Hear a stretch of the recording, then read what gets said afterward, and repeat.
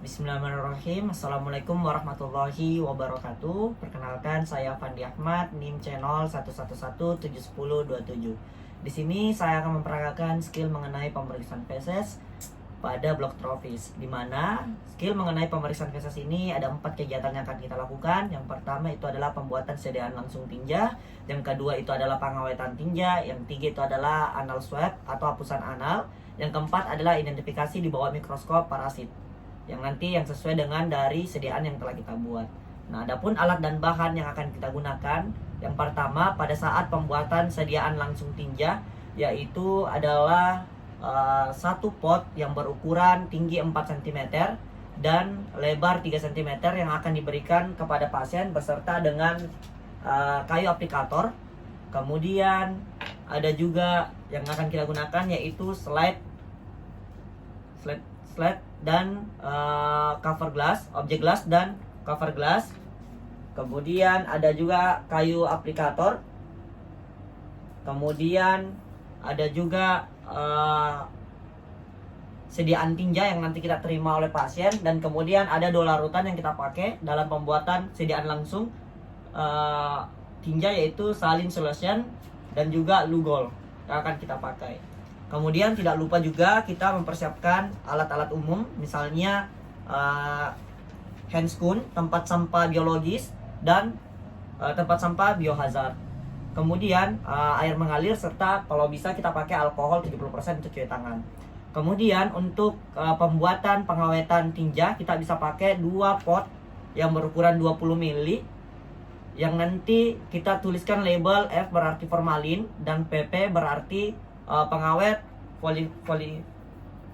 Kemudian kita tidak lupa juga dengan marker yang nanti kita gunakan sebagai menulis identitas pasien pada objek gelas dan juga pot. Kemudian yang kita pakai lagi yaitu adalah kayu aplikator dan juga sediaan tinja oleh pasien, dan juga 2 larutan yaitu formalin dan larutan PP. Dan tidak lupa juga kita memakai handscoon dan melakukan cuci tangan. Kemudian lanjut lagi ke langkah ketiga yaitu hapusan anal, di mana hapusan anal nanti ini yang kita alat dan bahan yang akan kita gunakan yaitu objek gelas, marker, silotip dan gunting, serta kayu aplikator atau spatel yang nanti kita lilitkan pakai selotip, baru kita lakukan pemeriksaan. Kemudian tidak lupa juga memakai handscoon. Dan yang keempat, yang terakhir yaitu identifikasi parasit di bawah mikroskop sesuai dengan hapusan yang kita buat. Alat dan bahannya yaitu ada mikroskop dan juga ada hasil atau yang sediaan yang sudah kita lakukan hapusan, yaitu hapusan sediaan tinja langsung dan juga hapusan anal atau anal swab. Selamat pagi Pak, perkenalkan saya Dr. Afandi yang sedang bertugas pada klinik pada pagi hari ini. Kalau boleh tahu dengan Bapak siapa? Bapak Syarun. Bapak Syarun, umurnya berapa? 20 Alamatnya di mana Pak? BTP. Baik Bapak Syarun, tadi Bapak telah melakukan pemeriksaan fisik dan juga kegiatan anamnesis serta tanya jawab. Di sini saya akan ada pemeriksaan tambahan berupa pemeriksaan tinja. Tujuannya ini untuk mengetahui diagnosisnya Bapak lebih pasti, dan juga tujuannya untuk dapat membantu saya memberikan pengobatan atau yang suportif buat Bapak ya Pak ya. Nanti Bapak mungkin sedikit merasa kurang nyaman karena prosedurnya yaitu mungkin nanti saya minta Bapak untuk buang air besar di toilet, dan saya akan memberikan pot yang sering kami sebut pot dengan tinggi 4 cm dan lebar 3 cm. Nanti saya berikan kepada Bapak dan Bapak simpan fesesnya di sini ya Pak ya. Dan juga nanti saya juga akan melakukan pemeriksaan yaitu berupa hapusan anal. Hapusan anal ini nanti saya minta Bapak untuk berbaring di meja di tempat tidur pemeriksa dan nungging ya Pak ya. Melepaskan pakaian bagian bawahnya ya Pak ya. Nah, mungkin Bapak nanti sedikit merasa terganggu, tapi saya akan melakukannya sebaik mungkin dan seprofesional mungkin, dan kerahasiaannya juga akan saya jaga sesuai dengan pasien dan dokter. Bagaimana Pak? Apakah Bapak bersedia? Bersedia. Oh, ya baik. Setelah saya memberikan informasi kepada pasien, selanjutnya saya memberikan berupa pot kepada pasien dan menjelaskan kriteria apa saja yang harus saya berikan kepada pasien agar tinjanya dapat dilakukan pemeriksaan. Baik Pak, nanti saya berikan Bapak yaitu pot dengan dengan kayu aplikator. Nanti saya berikan kepada Bapak. Ini kayu aplikatornya sudah saya isikan identitas ya Pak ya, jenis kelaminnya Bapak, dan tanggal pengambilan spesimen, umur, dan nama tadi Pak, Bapak Syarun. Ya nanti Bapak Syarun kalau misalnya ke kamar mandi itu buang air besar atau tinjata, nanti kita simpan ke dalam ini pot ini Pak. Dan pastikan bahwa tinjanya itu Bapak tinja yang segar ya Pak ya. Kemudian jangan sampai tinjanya Bapak itu tercampur dengan urin, tercampur dengan sabun atau antiseptik lainnya. Dan pastikan Bapak membawa tinjanya Bapak ke sini yaitu 3 jam setelah Bapak buang air besar ya Pak ya. Bagaimana Pak, ada yang ingin ditanyakan? Baik Pak, kalau begitu Bapak silahkan. Nah, sambil menunggu pasien untuk kembali, kita menyiapkan alat dan bahan dan melakukan persiapan. Yang pertama yang saya lakukan adalah mengambil objek gelas, kemudian mengambil marker dan menulis identitas pasien, baik itu nama, umur, tanggal pemeriksaan, alamat, dan lain sebagainya. Setelah itu, setelah menyiapkan, kemudian saya menyimpan objek gelas di bidang meja yang datar. Kemudian saya melakukan cuci tangan rutin 6 langkah. Kemudian saya memakai handscoon sebagai alat proteksi diri.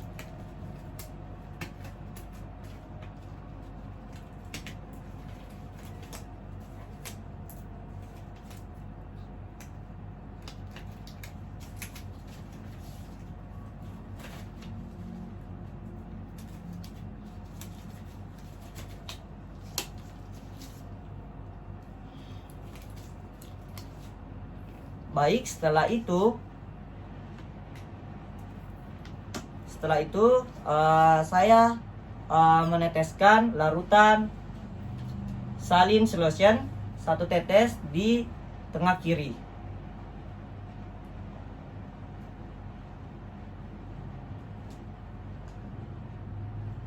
Kemudian larutan Lugol di tengah kanan.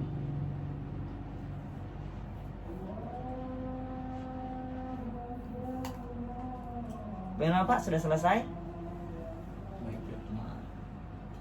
Setelah saya mendapat hasil defekasi dari pasien, saya memindahkannya ke cawan Petri untuk kita lakukan pemeriksaan. Setelah tadi saya melakukan penetesan, yaitu tetesan salin solution dan juga Lugol, dan sekarang saya mengambil kayu aplikator. Kayu aplikator fungsinya ini untuk mengambil feses atau tinja pasien yang tadi yang telah kita minta untuk diberikan. Kemudian kita ambil sebesar kepala korek api. Yang perlu kita perhatikan, ketika fesesnya atau tinjanya keras, kita bisa mengambil bagian dalam dan luar. Kalau misalnya fesesnya dia lunak atau encer, kita bisa ambil di bagian mana saja. Dan ketika fesesnya dia berdarah atau berlendir, kita lebih utamakan atau kita ambil di bagian yang berdarah atau berlendir itu. Kemudian setelah kita mengambil feses dengan ukuran seperti kepala bola api, kepala korek api, setelah itu kita lakukan di larutan yang pertama, itu larutan Lugol, di mana kita letakkan sampai dia terhomogenkan. Setelah itu kita buang sampah ini ke dalam tempat sampah biohazard. Kemudian kita ambil kayu aplikator yang baru, kemudian kita ambil lagi tinjanya. Kemudian setelah kita ambil tinjanya, kita letakkan lagi ke larutan salin solution. Kita homogenkan sampai dia terhomogenkan.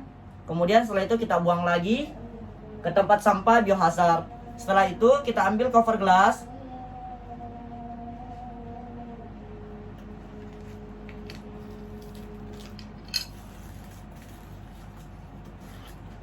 Kemudian kita ambil cover gelas atau penutup gelas objek.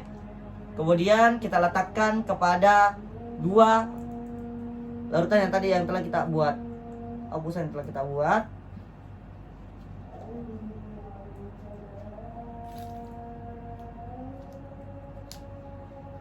Baik, dan yang ketika kita menutupkan dengan cover gelas, kita pastikan bahwa tidak ada udara atau gelembung udara pada objek gelas dan juga cover gelas. Dan setelah itu kita perhatikan apakah ada cairan yang merembes atau tidak. Ketika ada cairan merembes, kita siapkan kertas tisu. Kemudian kita isap pakai kertas tisu. Kita serap.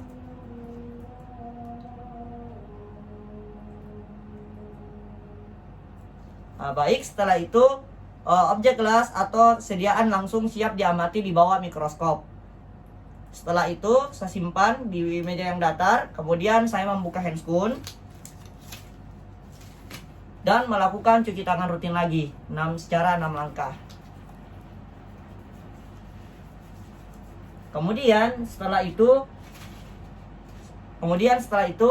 kita lanjutkan dengan pembuatan atau pengawetan tinja, yang dimana alat dan bahannya yaitu di sini ada 2 pot yang berukuran 20 ml yang kita akan pakai, dimana terlebih dahulu kita lakukan penulisan marker atau identitas, dimana dalam 2 pot ini, yang pot pertama kita tuliskan berlebar PP yang berarti pengawet polivinil, dan juga label yang satu, dan juga pot yang satu kita berikan label F berarti formalin. Kemudian kita tulis identitas pasien, Pak Syahrun, umur 20 tahun, alamat di BTP, dan tanggal pemeriksaannya kapan. Begitu juga dengan pot yang selanjutnya, kita tuliskan nama dan identitas pasien. Setelah itu kita tutup spidol, kemudian kita lakukan cuci tangan rutin lagi 6 langkah. Kemudian memakai handscoon yang baru.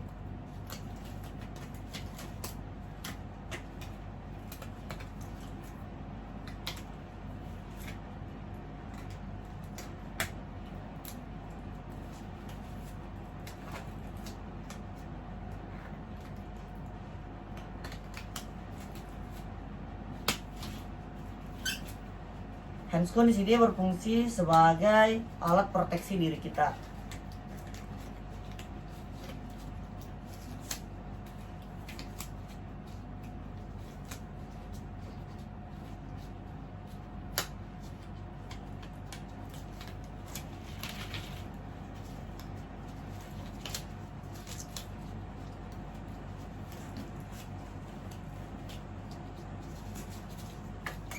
Baik, setelah saya memakai handscoon, yang pertama saya lakukan adalah membuka kedua pot yang sudah kita berikan identitas dan pelabelan.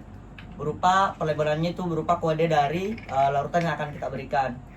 Kemudian setelah itu saya mengambil larutan sesuai dengan identitas dari labelnya. Di sini label pertama yang akan saya berikan yaitu di mana pada pot sini berlebar PP berarti pengawet polivinil, maka kita mengambil larutan pengawet polivinil, kemudian kita letakkan kepada pot yang berlebar PP, kira-kira banyaknya sebanyak 1 sendok teh. Kemudian setelah itu kita berikan lagi larutan kepada pot yang berlebar F berarti formalin, kita berikan larutan formalin kira-kira kurang lebih 1 sendok teh. Baik, setelah itu kita mengambil kayu aplikator, di mana fungsinya kayu aplikator sini untuk mengambil sediaan tinja atau feses dari pasien yang tadi. Nah, kita ambil feses dari pasien itu sebanyak kira-kira 1 sendok teh juga. Kemudian kita letakkan kepada pot pertama yaitu pot PV yang berarti pengawet polivinil. Kita letakkan, kita aduk sampai dia terhomogenkan dengan perbandingan 1:1. Setelah itu saya buang kayu aplikator ini ke tempat sampah biohazard. Kemudian saya ambil lagi kayu aplikator yang baru. Saya ambil tinja sekira-kiranya 1 sendok teh. Kemudian saya letakkan ke pot yang berlebar F berarti formalin. Aduk sampai dia terhomogenkan. Setelah itu saya buang ke tempat sampah biohazard kayu aplikator yang telah dipakai. Kemudian saya tutup dengan rapat kedua pot ini. Kemudian saya silotip agar tidak tumpah. Baik, setelah saya membuat sediaan ini, kemudian selanjutnya saya akan melakukan pengisian pada lembar rujukan pemeriksaan ke laboratorium, di mana di sini tertera nama, umur, jenis kelamin, keluhan utama, dan diagnosis sementara. Kemudian saya mengisinya. Setelah saya mengisinya, kemudian saya membuka handscoon lagi. Setelah saya membuka handscoon, kemudian saya melakukan cuci tangan rutin 6 langkah lagi. Dan sudah itu maka pengawetan berupa 2 pot ini siap dikirim untuk dilakukan pemeriksaan ke laboratorium sesuai dengan surat rujukan yang telah kita isi tadi. Siap dikirim.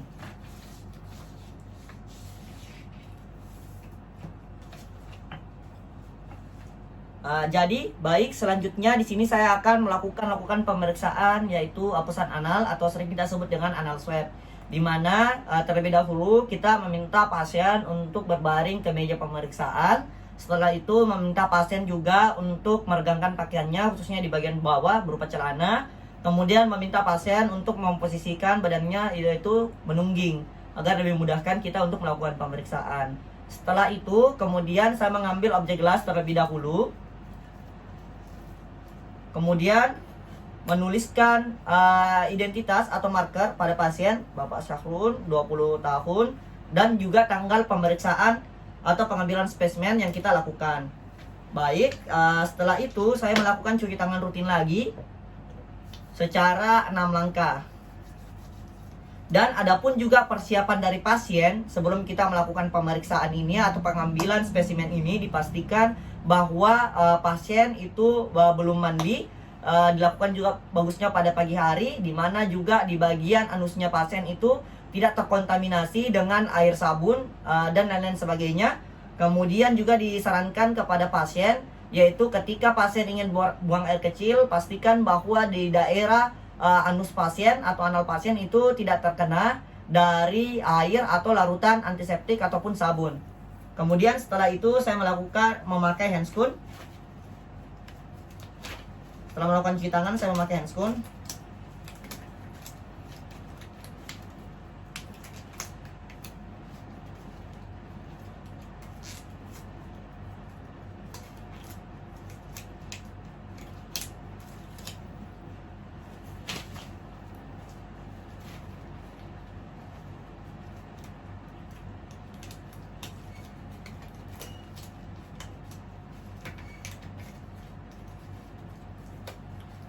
Di mana handphone di sini berfungsi sebagai alat proteksi atau perlindungan diri kita.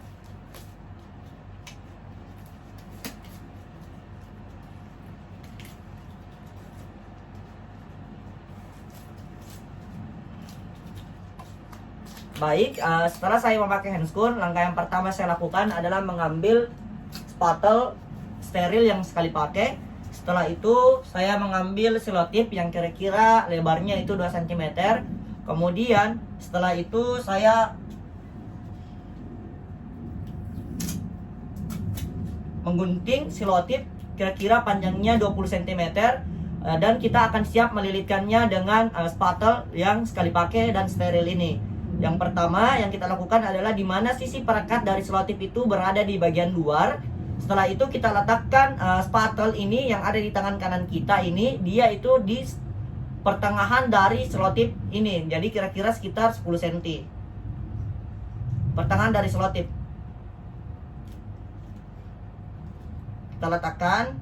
Kemudian di ujung pertama kita lakukan penekanan dengan telunjuk jari atau ibu jari juga bisa. Kemudian setelah itu kita lakukan seperti ini. Jadi seperti ini, dimana di bagian perekatnya ini berada di sisi luar, dan kita menekannya dengan telunjuk jari dan ibu jari kanan. Setelah itu kita meminta pasien untuk memposisikan badannya kira-kira seperti ini, dia menungging seperti ini. Kemudian tangan kiri kita digunakan untuk menekan di bagian pantatnya pasien dengan tujuan agar anusnya kelihatan dengan menggunakan telunjuk jari dan ibu jari tangan kiri. Jadi seperti ini.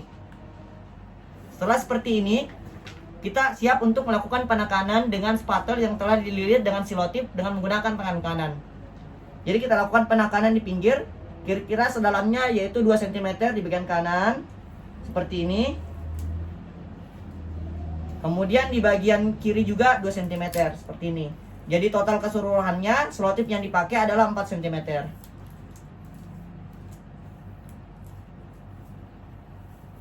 Baik, setelah itu kita minta pasiennya, Pak, sudah selesai, Pak. Jadi kita langsung ambil dengan tangan kiri, kita ambil tadi objek gelas yang dimana kita telah mengisi identitas pasien. Kemudian kita menempelkannya di pertengahan dari objek gelas itu. Jadi 4 cm, pastikan keseluruhan dari hasil yang kita ambil itu terpasang pada objek gelas. Kemudian lebihnya bisa kita gunting.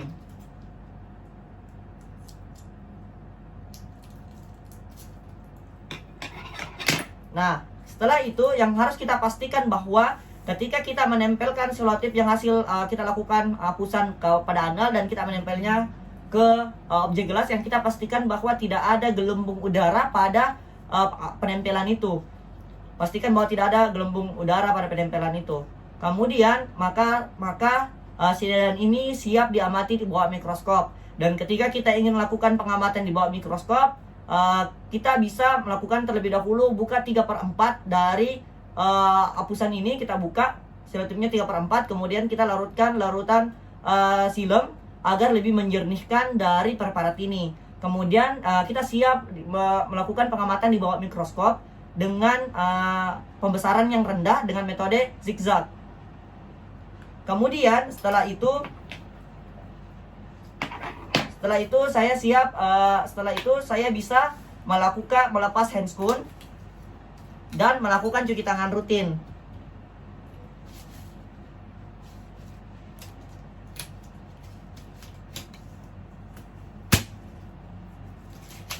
Melepas handscoon dan melakukan cuci tangan rutin.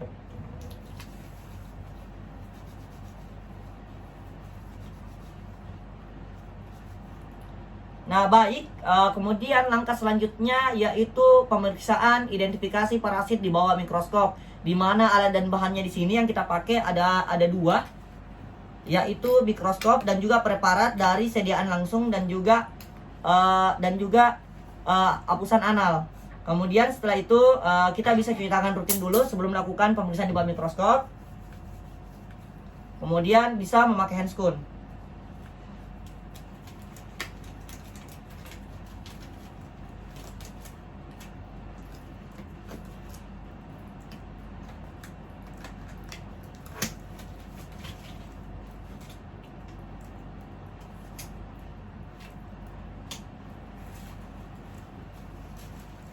Anggaplah saya sudah memakai handscoon, kemudian kita ambil mikroskop. Kita letakkan mikroskop di meja yang datar. Kemudian kita colok mikroskop sampai mikroskop terlihat on. Setelah itu kita letakkan kepada preparat yang siap kita lakukan pengamatan di bawah meja objektif. Kemudian kita atur pencahayaannya dan konduktornya. Kemudian kita lakukan pengamatan terlebih dahulu di bawah pembesaran 10 kali, kemudian dengan menurunkan kantornya, kemudian mengatur fokusnya agar lebih fokus lagi. Setelah itu ketika kita mendapatkan objek yang akan kita lakukan amatan, kita pindahkan pembesarannya yaitu ke pembesaran 45 atau 40. Kemudian kita amati. Setelah kita lakukan pengamatan, kita nilai apa-apa saja yang kita lihat, baik itu larva, cacing maupun protozoa atau kista dan lain sebagainya. Kemudian nanti hasilnya itu kita catatkan apa-apa yang kita lihatkan. Nah, setelah itu kita simpan lagi preparat, kemudian mengamat preparat selanjutnya dan menilai apa-apa saja yang kita temukan dan kita catat sebagai interpretasi yang kita temukan pada di bawah mikroskop. Setelah itu saya membuka handscoon lagi dan cuci tangan 6 langkah dan merapikan alat dan bahan. Dan setelah itu saya siap untuk melakukan edukasi kepada pasien. Baik Pak, tadi saya sudah melakukan pemeriksaan, di mana pemeriksaan saya lakukan ada 4 tadi ya Pak ya. Di mana pertama yaitu pembuatan hapusan tinja langsung, yang kedua itu pengawetan tinja yang saya kirim ke bagian pemeriksa laboratorium, yang ketiga itu adalah hapusan anal, yang keempat itu terakhir ada identifikasi di bawah mikroskop ya Pak ya. Kemudian nanti ini mungkin ada Bapak tunggu dulu dalam beberapa hari ya Pak ya. Mungkin ke depannya Bapak bisa menjaga pola hidupnya lagi lebih baik, misalnya berolahraga secara rutin, makan makanan yang bersih dan sehat, kemudian tidak jajan sembarangan ya Pak ya. Yang paling penting dan paling utama adalah menjaga kebersihannya Bapak, pakaian dan mandi minimal 2-3 kali sehari ya Pak ya. Dan juga untuk menjaga kesehatannya Bapak lebih ke depannya Pak ya. Bagaimana Pak, ada yang ingin ditanyakan? Saya harap nanti Bapak kembali lagi untuk beberapa hari. Semoga Bapak lekas sembuh ya Pak ya. Makasih banyak Pak. Ya baik, sekian video mengenai pemeriksaan feses pada blok tropis ini. Lebih dan kurangnya mohon dimaafkan. Semoga bisa bermanfaat. Terima kasih. Assalamualaikum warahmatullahi wabarakatuh.